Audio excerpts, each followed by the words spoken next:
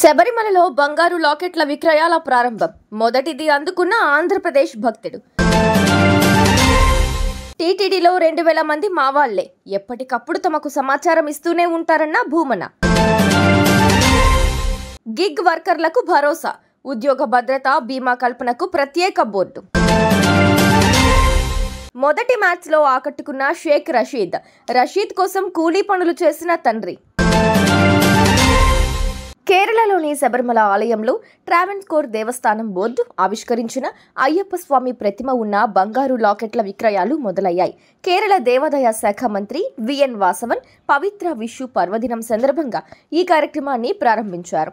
Online ద్వారా కొనుగోలు చేసిన ఆంధ్రప్రదేశ్కు చెందిన భక్తుడికి మొదటి లాకెట్ను అందజేశారు. అయ్యప్ప 2 గ్రాముల లాకెట్ ధర 19,300 రూపాయలు, 4 గ్రాముల లాకెట్ ధర 38,600 రూపాయలు, 8 గ్రాముల లాకెట్ ధర 77,200 రూపాయలుగా నిర్ణయించినట్లు టీడీపీ తెలిపింది. టీటీడీలో పనిచేస్తున్న ఉద్యోగుల్లో 2000 మంది తమ వారేనని వైసీపీ నేత, టీటీడీ మాజీ చైర్మన్ భూమన కరుణాకర్ రెడ్డి అన్నారు. టీటీడీలో జరిగే పరిణామాలపై వారు ఎప్పటికప్పుడు తమకు సమాచారం ఇస్తూనే ఉంటారని చెప్పారు.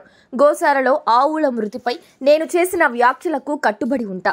నేను విడుదల చేసిన ఫోటోలు తప్పని తేలితే నాపై చర్యలు తీసుకోవచ్చు. నిజమైతే టీటీడీ ఈవో, చైర్మన్ను తొలగించాలి అని ఆయన డిమాండ్ చేశారు. గిగ్ ప్లాట్ఫామ్ వర్కర్లకు సంక్షేమం, సామాజిక భద్రత, బీమా తదితర సదుపాయాలు కల్పించేందుకు ప్రభుత్వం ముసాయిదా బిల్లును రూపొందించింది. కార్మిక శాఖ ఆధ్వర్యంలో రూపొందించనున్న ఈ ముసాయిదా బిల్లు చట్టంలో కొన్ని అంశాలు పొందుపరిచింది.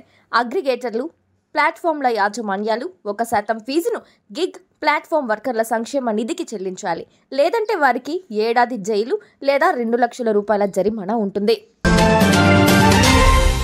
సిఎస్కే తరపున తొలి మ్యాచ్లోనే అదరగొట్టిన రషీద్ గుంటూరు పాత మల్లాయపాలెం.